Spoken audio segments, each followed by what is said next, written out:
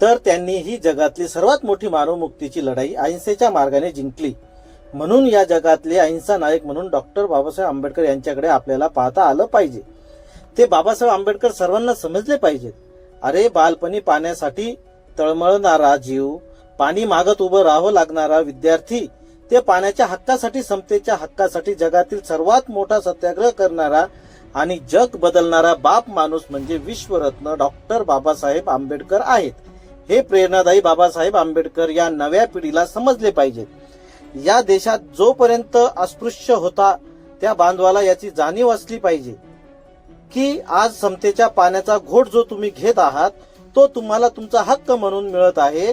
ते समतेचं पाणी तुमच्या घरातील माठापर्यंत येण्यासाठी ज्यांनी आपलं आयुष्य अनेक उन्हाळे सहन केले ते विश्वरत्न डॉक्टर बाबासाहेब आंबेडकर यांच्या कार्याला आणि त्यांनी दाखवलेल्या मार्गांना विसरता कामा नये.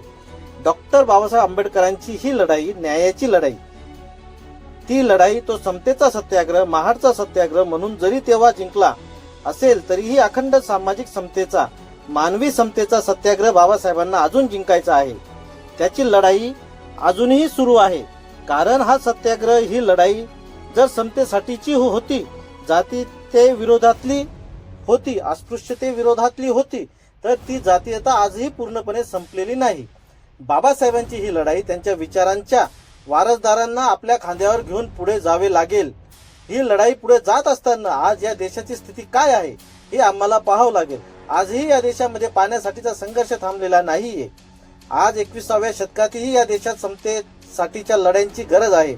म्हणूनच महाडच्या सत्याग्रहाला 95 वर्षे पूर्ण होत आली तरीही या देशात सामाजिक धुरीण असणाऱ्या डॉक्टर बाबा आढाव यांच्यासारख्या कार्यकर्त्याला एक गाव एक पाणवठा ही योजना राबवावी लागते. म्हणजेच अजूनही महाडचा सत्याग्रह संपलेला नाही. हा महाडचा सत्याग्रह लवकरात लवकर जिंकणे ही नव्या भारताची गरज आहे. हा नवा आधुनिक भारत हा समतेचा भारत असला पाहिजे. यासाठी आपल्याला बाबासाहेबांच्या स्वप्नातला अहिंसात्मक लढा उभा करावा लागेल आणि तो लढा जिंकावा लागेल. बाबासाहेबांचं सोलापूर जिल्ह्यावर पहिल्यापासूनच विशेष प्रेम राहिलेलं आहे. सोलापूर जिल्ह्यातील अनेक कार्यकर्ते बाबासाहेबांच्या चळवळीत सक्रियपणे सहभागी होते.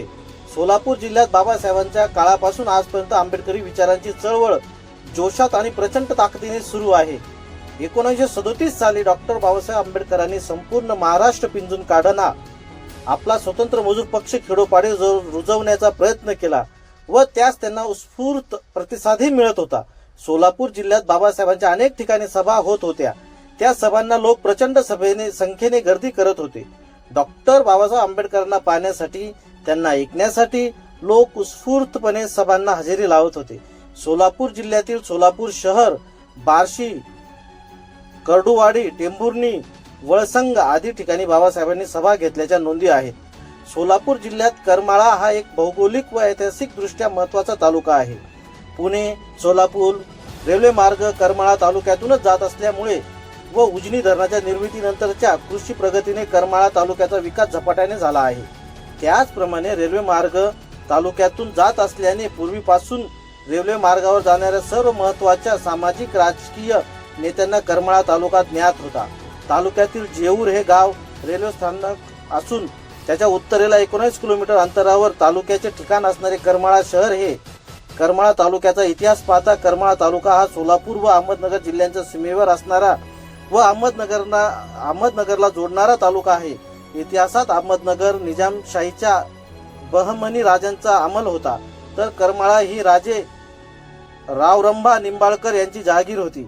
राजे रावरंभा निंबाळकर यांनी खऱ्या अर्थाने करमाळा उभा केला, त्याचा विकास केला व करमाळ्याला ऐतिहासिक महत्त्व प्राप्त करून दिले. राजे रावरंभा निंबाळकर यांच्या काळात करमाळ्यात कमलादेवीचे मंदिर आणि करमाळ्याच्या मजबूत देखणा भुईकोट किल्ला बांधला गेला.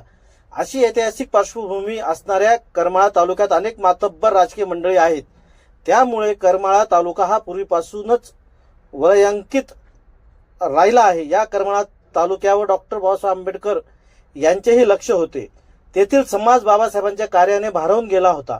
पुणे, मुंबई, दिल्ली, अमेरिका, कोलंबिया विद्यापीठ, लंडन अशी सर्व जगभर ख्याती असणाऱ्या बाबासाहेबांबद्दल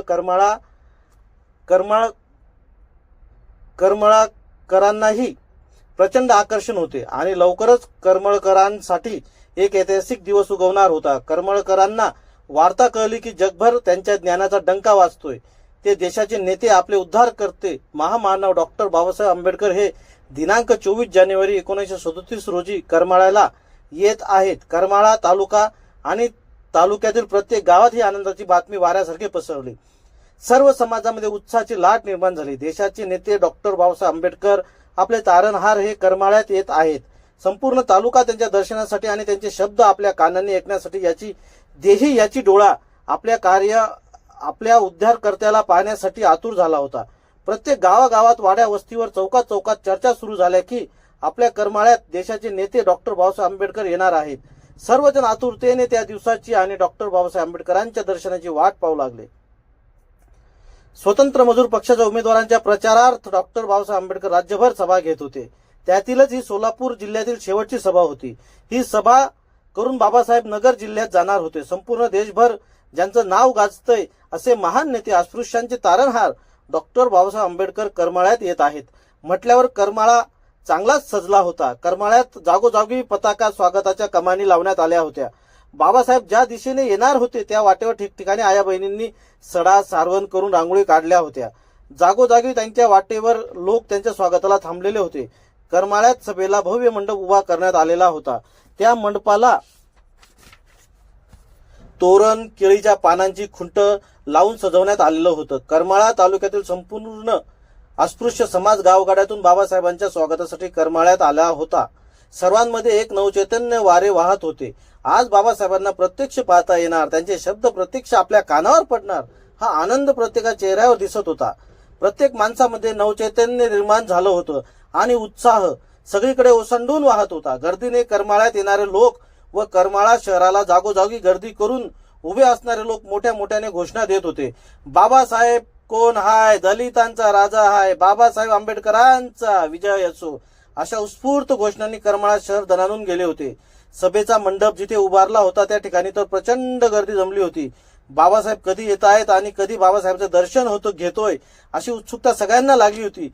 सर्वजण आतुरतेने बाबासाहेबांची वाट पाहत होते.